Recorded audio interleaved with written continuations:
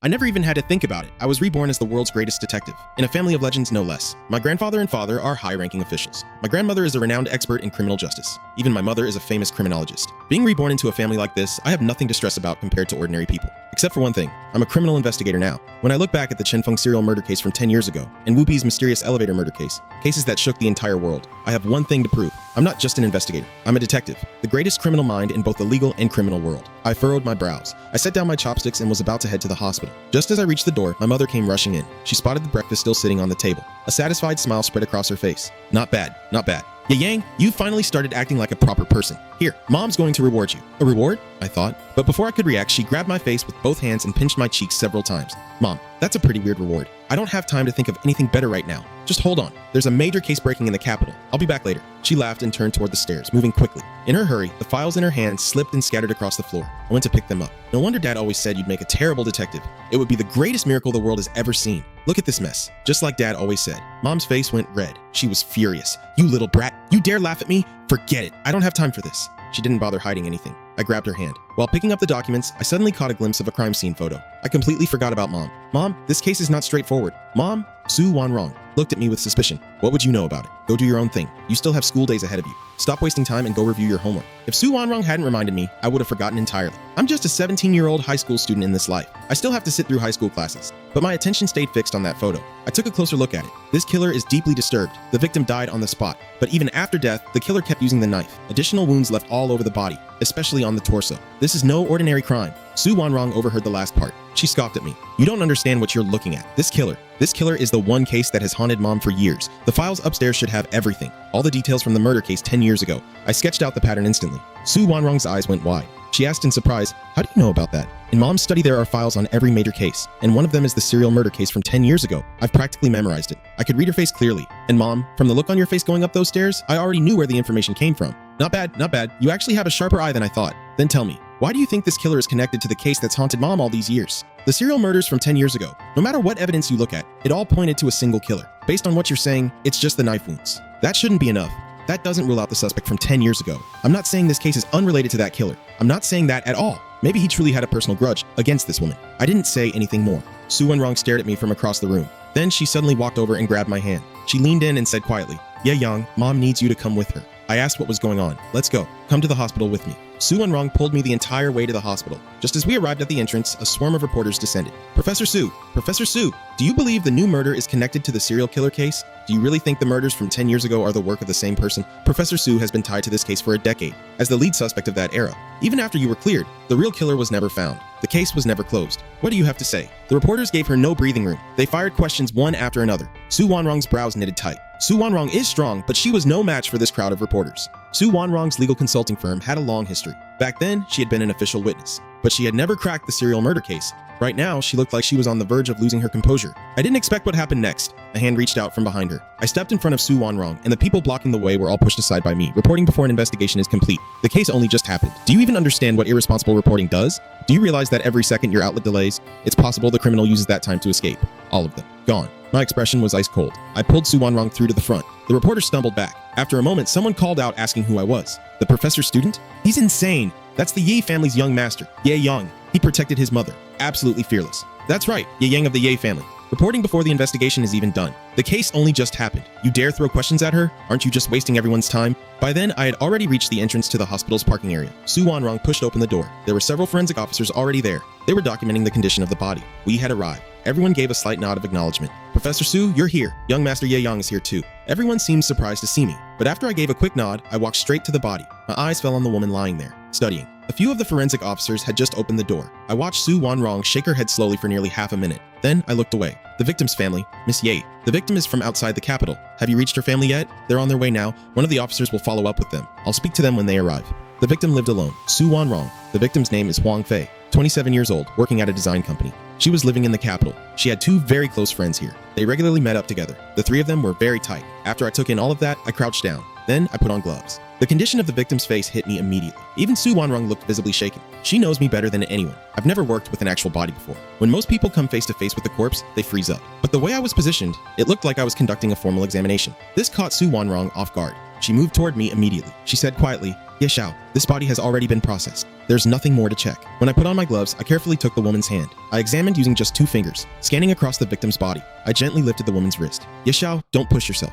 You've never dealt with a body before. You don't have to do this." Su Wanrong looked worried. I ignored her and opened my mouth. Based on the state of the body, the victim died between 3 and 4 in the morning. The fatal wound is the stab to the chest. That was the killing blow. The murderer's weapon was a blade approximately 13 centimeters long, 2 centimeters wide. The blade was not particularly sharp. It's been used frequently over time. Because of that, as the knife cut through the body, it left slight tearing marks at the edges of each wound, and the chest wounds are not evenly spaced. Each stab is almost identical in depth. Then the blade is dragged smooth. Moving down toward the legs, the wounds become progressively shallower. When I finished, I looked up and saw everyone staring at me. I gave a slight smile. I turned to Su Wanrong. "Is something wrong?" Su Wanrong brought both hands to her face and pressed them against her cheeks. "No. Are you really my Ye Yang?" I rolled my eyes. She was being ridiculous. "It's impossible. My Ye Yang was never this sharp. How could you examine a body for 10 seconds like that and read the victim so clearly, without any visible discomfort at all?" Su Wanrong was still in shock, but I didn't explain myself. I turned to the lead forensic officer, Zhang Jian. "Please arrange for the victim's close ones to view the body, the last people to have seen her alive." Zhang Jian exhaled slowly. Her expression grew heavy.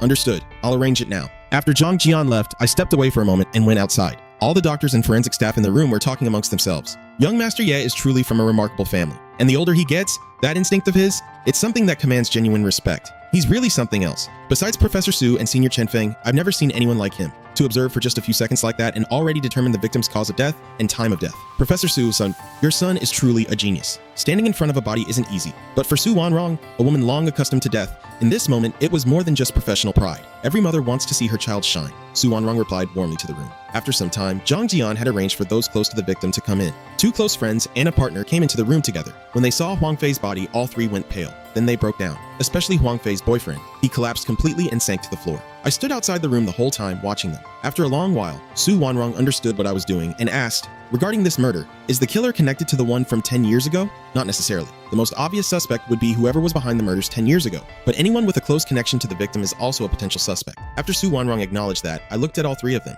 I looked at Huang Fei's boyfriend and asked how long they had known each other. The man paused for a few seconds. Then he looked up and saw that I was only a teenager and lowered his head again. I turned to the 2 girls. "How long had you known her?" "We'd known each other for 4 or 5 years. We used to all live together. Then Huang Fei and Li Hong got engaged. After that, we separated." One of the girls said it. The others still couldn't believe something like this had happened. Who would do this to her? Why would anyone be so cruel? Huang Fei's boyfriend finally spoke up, addressing Li Hong, but his voice was trembling the entire time. "It's all my fault. I should have stayed with her last night. Why did I leave?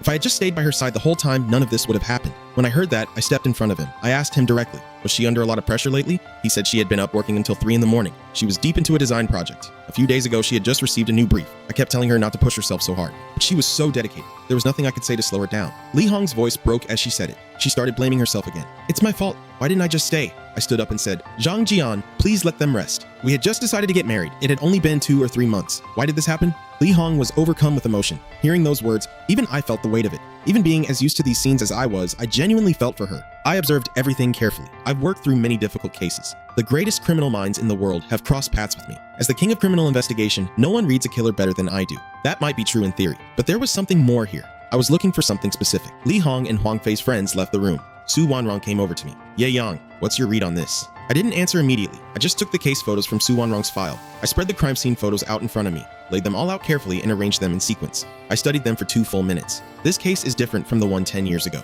Su Wanrong and the officers were caught off guard again. "Miss Ye, whether it's the method or the murder itself, it matches the case from 10 years ago exactly. The victim's back still had the same 5 character mark carved into it. The killer left an unmistakably clear signature. The only difference is what the words actually said. 10 years ago, the serial killer targeted only women, and every victim's back carried a mark. 10 years ago, the marks read 9-1, 9-2 in sequence until the killing stopped. I listened to their analysis, then I smiled. Are you absolutely certain this case matches the one from before? At least 5 victims, all killed the same way. The same knife pattern every time. But 10 years ago, the wounds on the victims' bodies were clean, smooth, yet the depth was nearly identical across all wounds. Precise, controlled. This tells us the killer from 10 years ago was extremely skilled with the blade. Whatever their profession, it involved working with knives. A blade they had used for years, so even under pressure, even in the act of killing, the depth never varied. 10 years ago, that killer was either exceptionally calculated or he was toying with the investigation entirely. And now he's reappeared, smiling in the shadows. He speaks, and I'm looking at him through photographs. I pulled out a very old photograph from Su Wanrong's files. A face, a name. My finger rested on the image of a victim.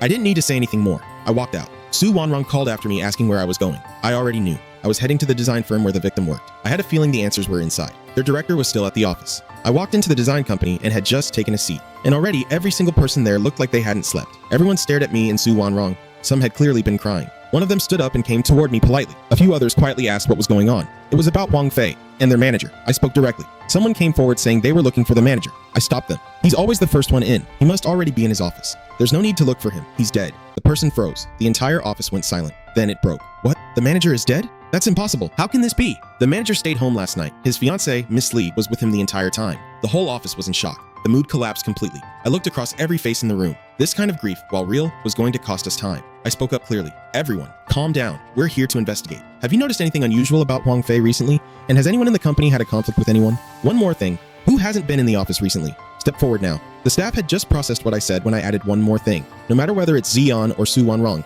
they both looked at me with surprise. Why ask specifically about who's been absent? Su Wanrong spoke up. Ye Yang. It's not that simple, is it? The killer didn't leave a single trace of evidence at the scene. That means he has a calculated, methodical awareness of how investigations work.